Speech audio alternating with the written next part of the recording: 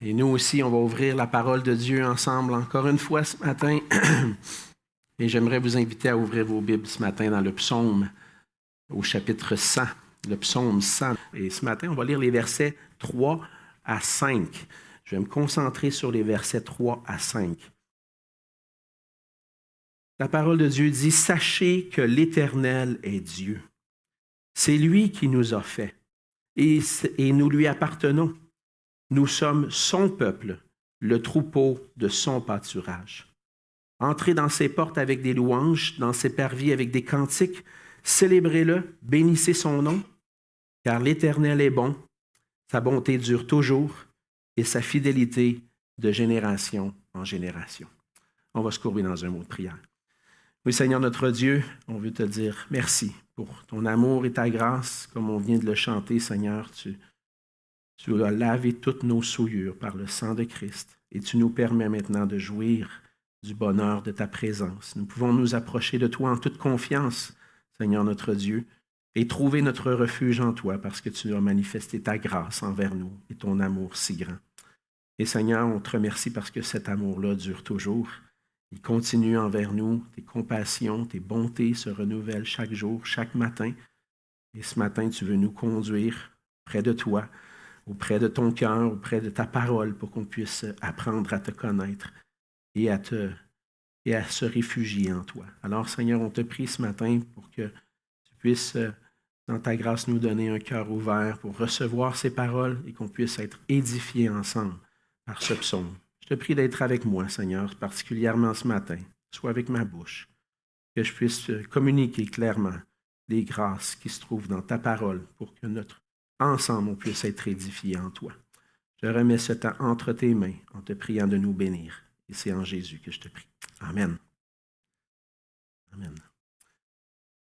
Quand une société ou une communauté perd un leader qui était aimé, qui était apprécié, elle est affectée, attristée et peut même être ébranlée. Lorsque la reine Élisabeth II est décédée le 8 septembre 2022, ça a engendré plusieurs réactions en Angleterre. On rapporte que lorsque l'annonce a été faite, l'annonce du décès de la reine, l'atmosphère a changé instantanément dans les grandes villes d'Angleterre. Il y a eu des rassemblements spontanés, des milliers de personnes qui se sont dirigées vers le Buckingham Palace pour, malgré la pluie qu'il y avait, pour déposer des fleurs, déposer des bougies. On a remarqué dans les transports publics qu'il y avait un silence inhabituel lorsque l'annonce a été faite. Les vitrines des magasins affichaient le portrait de la reine en signe pour se commémorer sa vie. Plusieurs ont manifesté de la tristesse. Et les médias ont même rapporté que pour beaucoup, c'était comme perdre une grand-mère. Pour d'autres, c'était la fin d'une époque de stabilité dans un monde de plus en plus incertain. Il n'est jamais facile pour une Église de perdre un de ses pasteurs qui était aimé et apprécié. Certainement, on peut tous être ébranlés, attristés par la perte de notre frère Pierre, de notre pasteur Pierre. Ça peut même provoquer de l'incertitude dans nos cœurs. On peut se demander, qu'est-ce qui va arriver ensuite? Comment ça va être maintenant? Mais le psaume qu'on vient de lire, c'est un psaume de louange qui appelle le peuple de Dieu à se réjouir. Puis évidemment, il y a un contexte à ce psaume-là. C'est une invitation à louer Dieu. Mais dans les versets qu'on vient de lire, les versets qu'on a lus, on voit des vérités qui sont des raisons pour louer Dieu. Les vérités mentionnées sont utiles non seulement pour louer Dieu, mais aussi pour nous redonner confiance. Nous redonner confiance lorsqu'on est ébranlé par l'épreuve, lorsque les temps sont incertains. À partir de ce passage, on va voir une vérité qui peut nous encourager tous ensemble aujourd'hui, qui peut nous-mêmes nous réjouir dans l'épreuve qu'on traverse présentement comme Église. Et la vérité principale du message de ce matin est la suivante, c'est que quoi qu'il arrive, Jésus-Christ sera toujours le bon berger qui prendra soin de son peuple éternellement. Jésus-Christ sera toujours le bon berger qui prendra soin de son peuple éternellement. Dans l'épreuve, On a besoin de savoir et de se rappeler. C'est ce que le psaume encourage. Il donne les raisons pour louer Dieu, mais il est là aussi pour nous rappeler des choses qu'on doit connaître, qu'on doit savoir. C'est ce que le verset 3 nous dit. Sachez que l'Éternel est Dieu. On a besoin de se rappeler ce matin que l'Éternel est Dieu et qu'il s'est révélé à nous, s'est fait connaître à nous en Jésus-Christ. En toutes circonstances, dans les moments de joie comme dans les moments de peine, le Seigneur veut qu'on sache qu'il est l'Éternel, le seul vrai Dieu. Lorsqu'on prend le temps de méditer sur le passage, il dit « Sachez que l'Éternel est Dieu ». J'ai besoin, c'est quelque chose que je dois savoir, mais c'est une connaissance qui ne doit pas seulement demeurer intellectuelle, mais que je dois m'approprier dans mon cœur, que je dois savoir. L'Éternel est Dieu. Le nom éternel, c'est la traduction française du mot hébreu Yahweh. On dit parfois en français Yahvé, hein, le nom de Dieu. Et le nom si Dieu, c'est le terme, le mot Dieu est un nom commun, le terme Yahweh ou l'Éternel, c'est un nom propre. C'est comme si on pourrait dire Alexandre est un pasteur. Un pasteur, c'est un nom commun. Mais Alexandre, c'est son nom propre, c'est son nom à lui. La même chose pour Dieu. Dieu, on peut parler de Dieu, mais on peut parler des divinités. Il y a des dieux parmi les nations, on le voit dans les Écritures. C'est un nom commun. Mais le nom propre de Dieu, c'est Yahweh, Yahvé, l'Éternel. C'est une forme du verbe être en hébreu, qui signifie « je suis ». Celui qui est, on l'a chanté tout à l'heure, hein? Celui qui est. Dans Exode 3, les versets 13 à 15, Dieu va révéler son nom à Moïse.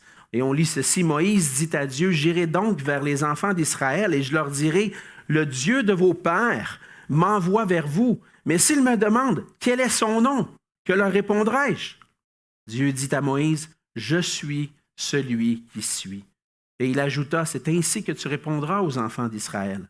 Celui qui s'appelle « Je suis » m'a envoyé vers vous. » Dieu dit encore à Moïse, tu parleras ainsi aux enfants d'Israël, l'Éternel, le Dieu de vos pères, le Dieu d'Abraham, le Dieu d'Isaac, le Dieu de Jacob, m'envoie vers vous. Voilà mon nom pour l'éternité, voilà mon nom de génération en génération. Je suis. Sachez que je suis. Qu'est-ce que le Seigneur veut qu'on retienne de ça? Qu'est-ce que le Seigneur veut qu'on comprenne de ça? C'est que dans son être même, Dieu est. C'est un attribut qui le différencie de nous, qui le différencie de toute créature. C'est un Dieu qui, dans son essence, est toujours présent, toujours, il a toujours existé. Il n'y a pas eu de commencement, il n'y a pas eu de fin. C'est un des attributs les plus importants. Dieu est, quoique on ne peut pas dire qu'il y a un attribut plus important que l'autre, mais fondamentalement, Dieu est, c'est ça son nom, je suis. Il arrive quoi? Il arrive toutes sortes de choses dans le monde. Il arrive des guerres, il arrive des situations d'épreuve. On perd des êtres chers, il va arriver toujours. Dieu est. Il ne change pas. Il est là. Il est présent. Et la forme du verbe être ici, le je suis, est aussi utilisé dans le reste des Écritures. Puis on le voit particulièrement dans le livre d'Exode lorsqu'il dit « Je serai avec vous ». Le Seigneur accompagne son peuple. Je suis, mais je suis avec vous. Je vous accompagne. Je suis avec vous dans tout ce que vous vivez. Celui qui n'a pas de commencement, qui n'a pas de fin, est là, présent. Sachez que l'Éternel est Dieu. On doit savoir que l'Éternel, le « Je suis », c'est le seul vrai Dieu. Il n'y a pas de... Et je pense que c'est ce que le psaume veut et le psalmiste veut exprimer. Sachez que l'Éternel est Dieu. Il n'y en a pas d'autre. Il y en a juste un. Lui est Dieu. Les autres nations peuvent avoir leur divinité, mais c'est à Israël que l'Éternel, le seul vrai Dieu, s'était révélé. Le seul vrai Dieu s'est fait connaître à son peuple. Et il n'y a aucun autre Dieu comme l'Éternel. Il est là, présent, il règne. Dans Exode, verset 15, on lit ceci au verset 11. Qui est comme toi parmi les dieux, ô Éternel? Qui est comme toi, magnifique en sainteté, digne de louange, opérant des prodiges? Il n'y a aucun autre Dieu comme l'Éternel. C'est lui le seul vrai Dieu. Et ensuite, dans Ésaïe 46, verset 9, on lit « Car je suis Dieu et il n'y en a point d'autre. Je suis Dieu, nul n'est semblable à moi. » Et lorsque le Seigneur rappelle ceci à son peuple, c'est souvent au travers des moments d'épreuve. Il arrive des circonstances où on peut être ébranlé, où on peut se poser la question, qu'est-ce qui va nous arriver, nous, le peuple de Dieu? Qu'est-ce qui va nous arriver comme Église? On vient de perdre un berger, on vient de perdre un pasteur. Qu'est-ce qui va arriver? Sachez que l'Éternel est Dieu. Le Seigneur fait toutes choses bonnes. Il s'est révélé à Israël comme le seul vrai Dieu. Il s'est révélé aussi comme celui qui est le créateur de son peuple. Au verset 3, il dit « Sachez que l'Éternel est Dieu, c'est lui qui nous a fait. » C'est lui qui nous a créés. Mais je pense ici que le passage va plus loin que simplement la création, de nous avoir créés en tant qu'être humain, en tant que personne. Il va plus loin en disant « C'est lui qui nous a formés comme peuple. » C'est lui qui a créé le peuple d'Israël. C'est lui qui a créé, c'est le Dieu de l'Alliance. C'est lui qui a fait de nous un peuple. Qu'est-ce qu'il va faire avec son peuple? Il va se révéler à lui et il va se faire connaître encore plus à son peuple en Jésus-Christ. Dieu se fait connaître comme le seul vrai Dieu et Dieu vient vers son peuple en Jésus-Christ pour que le Fils de Dieu qui s'est incarné nous fasse connaître qui est le Père. Jésus-Christ est le « Je suis », créateur de toutes choses, créateur d'un nouveau peuple. Dans l'Évangile de Jean, on voit que Dieu s'est fait chair. La parole a été faite chair, elle a habité parmi nous, pleine de grâce et de vérité. On a contemplé sa gloire. La parole qui était là au commencement avec Dieu, la parole qui était Dieu, s'est fait chair. Jésus lui-même a pu déclarer qu'il est « Je suis ». C'est ce qu'il dit dans Jean 8, 58, lorsqu'il répond aux Juifs. Jésus leur dit « En vérité, je vous le dis, avant qu'Abraham fût, je suis ». Le grand « Je suis » qui a sauvé Israël est venu pour se révéler à nous. Je suis créateur de toutes choses, s'est révélé à nous pour que nous, on puisse le connaître. On puisse entrer en relation avec ce Dieu-là. En Jésus-Christ, on a connu notre Dieu. Et le Seigneur veut qu'on sache qu'il est Dieu, qu'il est l'Éternel, parce que dans nos moments d'épreuve, on a besoin de nous rappeler que l'Éternel est Dieu. Quand Diane m'a appelé cette semaine, c'était jeudi matin, un peu avant 10 heures, elle m'a annoncé le décès de mon ami Pierre. J'ai été attristé grandement. On s'attendait que ça pouvait arriver bientôt, mais je ne m'attendais pas à ça là. Après avoir travaillé ensemble avec M. Bouchard, puis pendant mes premières années comme pasteur de l'Église, on s'en rend pas compte, mais on tisse des liens. Puis on était devenus proches, on peut le dire comme ça. Je l'ai dit à Pierre cet automne quand il ne se sentait pas bien. Je dis « Pierre, t'es mon ami. » Ça m'a bouleversé d'apprendre ça. J'ai pleuré, puis je pleure encore. Puis là, je me suis posé la question, mais à partir de maintenant, tout ce que j'ai connu dans mon travail à l'église de Saint-Hubert, j'ai connu, je travaillais en équipe, je travaillais avec Pierre, j'ai perdu ça. Qu'est-ce qui va arriver maintenant? Comment ça va être maintenant? On a perdu un ami. Qu'est-ce que ça va être sans que Pierre soit là avec nous en train de discuter? Puis vous savez que Pierre, il aimait beaucoup parler. Il nous en disait des affaires. Il nous divertissait un petit peu aussi de temps en temps.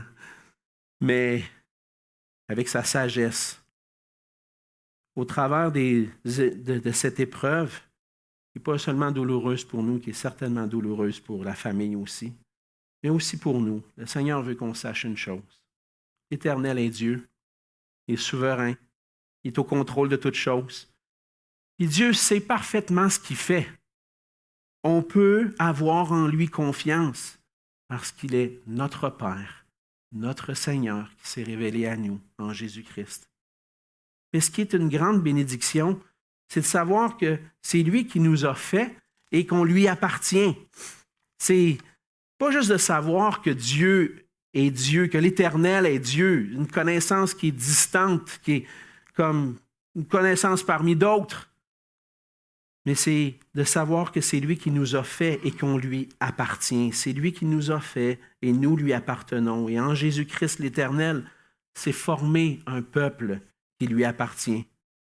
Il n'y a rien de mieux de savoir et d'avoir l'assurance que nous appartenons à Dieu. Israël est le peuple que Dieu avait choisi. Dans l'Ancienne Alliance, je fais référence à l'Ancienne Alliance parce que le psaume 100 est dans le contexte de l'Ancienne Alliance. Nous sommes son peuple. Il fait référence à Israël. Nous lui appartenons. Israël était le peuple que Dieu avait choisi parce que Dieu avait choisi Abraham et toute sa descendance. C'est une grâce qu'il avait fait à Abraham. Ce n'est pas parce qu'Abraham était meilleur qu'un autre. Et certainement pas parce que le peuple de Dieu était meilleur qu'un autre peuple. Mais le Seigneur avait décidé de faire grâce à Abraham, de faire grâce à sa descendance. Et après la promesse que Dieu avait faite à Abraham, il s'est passé plusieurs années. Et puis la descendance d'Abraham était devenue un esclave en Égypte. Et pendant plusieurs années, la grâce de Dieu s'est manifestée envers Israël quand Dieu a vu la misère de son peuple en Égypte. Et là, le Seigneur est intervenu pour délivrer son peuple de l'esclavage. Il a manifesté sa force, sa puissance. Il a manifesté qu'il est l'Éternel, le seul vrai Dieu, en montrant aux yeux des Égyptiens que leur Dieu ne sert à rien. C'est lui qui est Dieu. À travers des displays, Dieu a manifesté qu'il était Dieu, le seul, en ouvrant la mer Rouge pour que le peuple puisse traverser à sec et en engloutissant les Égyptiens au milieu de la mer. L'Éternel a manifesté aux yeux de tous qu'il était puissant et qu'il accordait à son peuple la délivrance. Et le Seigneur, qu'est-ce qu'il a fait à partir de là? Il a conduit son peuple hors d'Égypte et il l'a conduit dans un bon pays qu'il lui avait promis, un pays rempli d'abondance, de bénédictions, et dans sa grâce, le Seigneur l'a conduit dans la terre promise. Il l'a conduit dans un lieu de repos pour que le peuple puisse trouver sa joie à servir l'Éternel, à vivre dans un pays d'abondance pour toujours. Malheureusement, le peuple s'est détourné de l'Éternel, puis on sait, on connaît l'histoire, s'est enfoncé dans le péché, s'est détourné vers d'autres dieux. Mais dans ce psaume, le psalmiste exhorte les membres du peuple de Dieu à se rappeler qui est l'Éternel, mais qui font partie de son peuple, qui lui appartiennent. Et de la même façon, on doit se rappeler, nous, qu'on appartient à l'Éternel lorsqu'on a placé notre confiance en Jésus-Christ, parce que Jésus-Christ est venu pour se former un nouveau peuple. Et c'était la mission de Jésus de venir sauver son peuple de ses péchés. Il est venu pour accomplir le salut, notre rédemption, accomplir ce qu'on ne pouvait pas accomplir par nous-mêmes. Et Jésus-Christ est venu, s'est offert à la croix, a souffert, a versé son sang pour les péchés de son peuple, mais aussi pour les péchés, pour nos péchés à nous. Dans son plan parfait, Dieu avait prévu de former un peuple, pas juste à partir de la descendance d'Abraham physique, mais un peuple composé de tous ceux qui allaient croire en Jésus-Christ dans les nations. Et par la foi en Jésus-Christ, on devient enfant de Dieu. On appartient à Dieu. Dans Jean 1, verset 12, Jean nous rappelle qu'à tous ceux qui l'ont reçu, qui ont reçu la lumière, dans le passage, c'est la lumière qui est Jésus-Christ, à tous ceux qui l'ont reçu, à ceux qui croient en son nom, elle a donné le pouvoir de devenir enfants de Dieu. Imaginez-vous. Imaginez, prenez le temps de méditer sur ça. Je suis en Jésus-Christ un enfant de Dieu. Le Seigneur veut que je me rappelle que c'est l'Éternel qui est Dieu, et en plus, je lui appartiens en Jésus-Christ. Et qu'on croit que Jésus est la lumière qui est venue dans le monde, si on croit qu'il est le seul sauveur, on reçoit le pardon de nos péchés et on devient un enfant de Dieu. On appartient au Dieu créateur de l'univers, au Dieu qui dirige tout. Et comme le Seigneur a manifesté sa grâce à Israël, il manifeste sa grâce envers nous, ses enfants. C'est par sa grâce qu'on est sauvés, par son amour si grand. Par sa grâce qu'on est enfant de Dieu, par sa grâce qu'on lui appartient. Sachez que l'Éternel est Dieu. C'est lui qui nous a fait et nous lui appartenons. Nous sommes son peuple.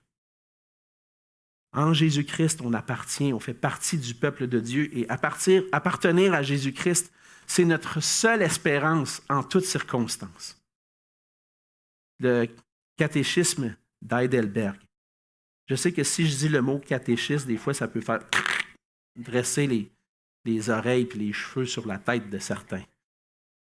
Mais le catéchisme d'Heidelberg, c'est un catéchisme protestant qui enseignait la vérité selon les Écritures. Ce n'était pas le petit catéchisme que vous avez appris à l'école quand vous étiez jeune.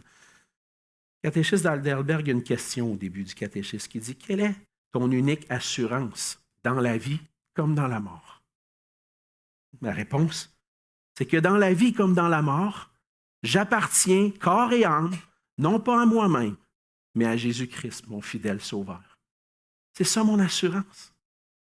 Quoi qu'il arrive, quelles que soient les épreuves que je peux vivre, mon unique assurance, c'est que j'appartiens à Jésus-Christ. Parce que je sais que si je vis, si je meurs, je suis à lui, je lui appartiens.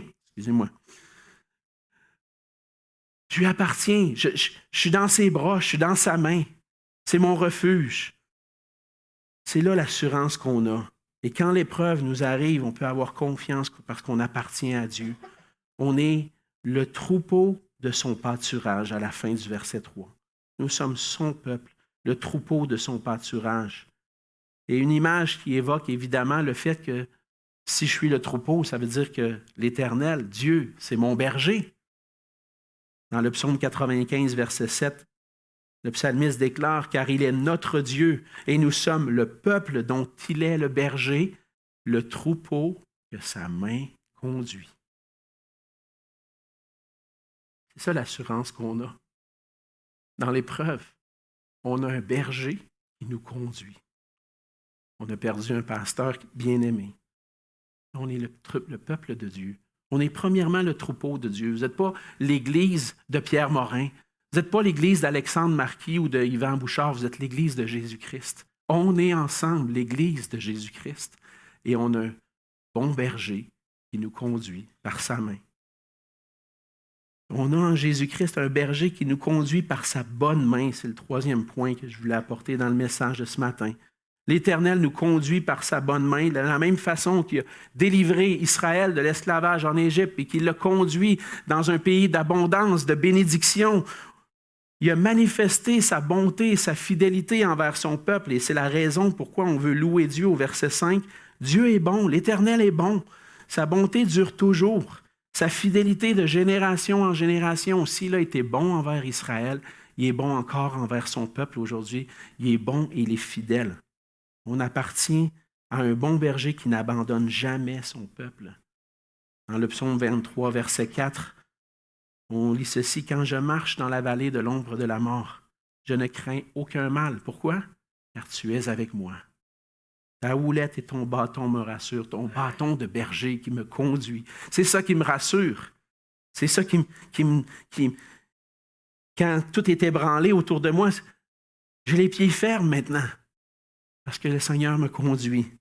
Et on peut être rassuré parce que l'Éternel guide ses brebis. Puis il fait de la bonne façon. Il nous guide vers des verts pâturages, vers des eaux paisibles. Le Seigneur conduit son peuple. Il conduit son peuple aussi à travers Jésus-Christ qui est venu. Jésus-Christ est notre berger qui nous guide vers les lieux de bénédiction.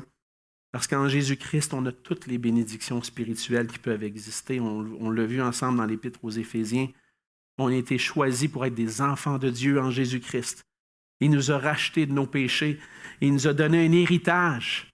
Il nous a donné le Saint-Esprit qui confirme qu'on a cet héritage-là. Est-ce qu'on a quelque chose à craindre? On a tout ce qu'on a besoin à travers Jésus. Et nous sommes les brebis du bon berger qui prend soin de nous. Dans la détresse, l'épreuve, la tristesse, je veux me rappeler d'une chose. Ce que Jésus me dit dans Jean chapitre 10, versets 27 à 30. « Mes brebis entendent ma voix, je les connais et elles me suivent. Je leur donne la vie éternelle et elles ne périront jamais et personne ne les ravira de ma main. Mon Père qui me les a donnés est plus grand que tous, et personne ne peut les ravir de la main de mon Père. Moi et le Père, nous sommes un. Hey, quelle assurance qu'on a d'appartenir au grand berger qui nous tient dans sa main. Il n'y a personne qui peut nous arracher de sa main, aucune épreuve, rien qui peut nous enlever de sa main. Et lorsque je méditais sur ce passage-là, c'est souvent des vieux cantiques qui me reviennent à l'esprit. Un vieux cantique dans le Célébrons Dieu. Il me conduit. Il y en a qui se souviennent de ce chant, de ce cantique-là. Hein? Il me conduit. C'est une douce pensée. Hein? Un repos pour mon âme lassée. En tout lieu, son regard me suit. Et par la main, il me conduit. Jésus veille sur moi sans cesse. Sur moi veille sans cesse. Dans la joie et dans la tristesse. Dans le jour comme dans la nuit, pas à pas, sa main me conduit. Quand mon heure sera sonnée, le Seigneur a rappelé notre frère. Mais ça va nous arriver à nous aussi. Quand ça va être le temps, hein? Mon œuvre ici-bas terminée, je dirai dans la sombre nuit, quand ça va être difficile, dans la souffrance, je ne crains point, il me conduit. Souvenez du refrain? Il me conduit, désormais pour lui je veux vivre. Brebis fidèle, je veux suivre le bon berger qui me conduit. Je suis une brebis du Seigneur. Il est fidèle. Il va me conduire. Il va nous conduire. Dans les dernières semaines, Pierre, j'irai cet automne. Quand il était hospitalisé, vous vous souvenez, il a vécu il était proche. Il était un moment où on le visitait à l'hôpital, puis son air était découragé. On ne pouvait pas dire qu'il avait la joie. Puis je me souviens, Diane a dit, je pense que ce serait bon que tu ailles voir Pierre, là, il ne file pas.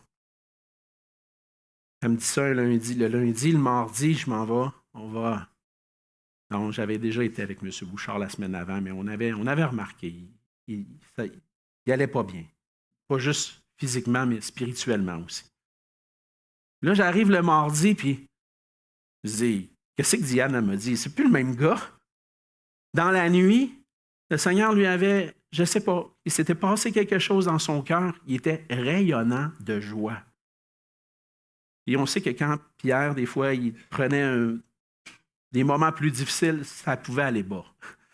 Et là, il était remonté. Puis là, il disait, je le voyais, il témoignait aux infirmières et il se lève debout. Il y a comme eu un regain d'énergie, mais je pense que c'est le Seigneur qui lui a donné un réveil spirituel dans ce moment-là. Et par la suite, Pierre est sorti de l'hôpital, mais je n'ai jamais vu Pierre découragé par la suite. Il avait cette tendance parfois d'être découragé. Mais il avait la joie, puis il nous l'a partagé. On le voyait dans ce qu'il nous apportait. C'est comme s'il savait que le Seigneur lui donnait un peu plus de temps pour bien terminer.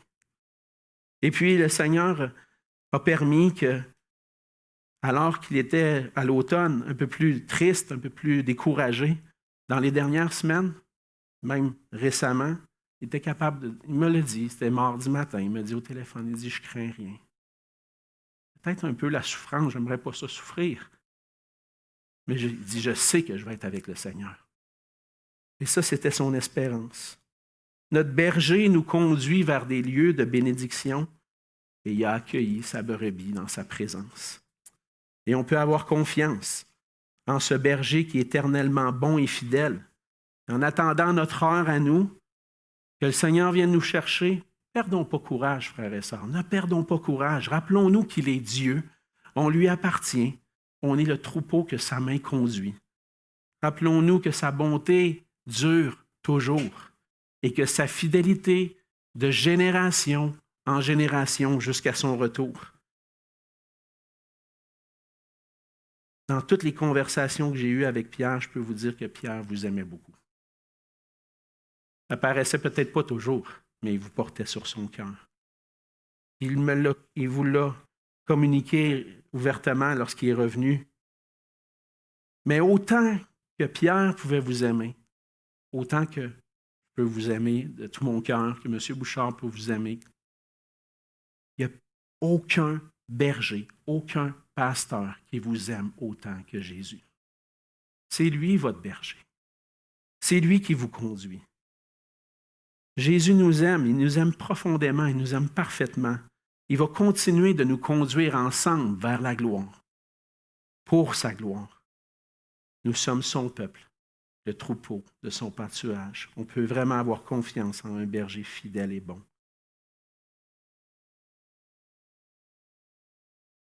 Je vais terminer avec un petit souvenir, et je pense avec une marque que Pierre voulait nous laisser. Il y a environ 10 jours, Pierre m'a invité à aller chez lui. Il dit, tu viendras chez nous, là. J'ai dit, j'ai des bibliothèques. Vous saviez, Pierre aimait lire. Il y avait des bibliothèques. Il dit, je veux vendre mes livres, là. J'aimerais ça que tu viennes voir s'il y a quelque chose qui t'intéresse. Je suis allé chez lui. Puis là, il me montre les bibliothèques, puis il y a des bons commentaires avec des bons théologiens qui nous aident.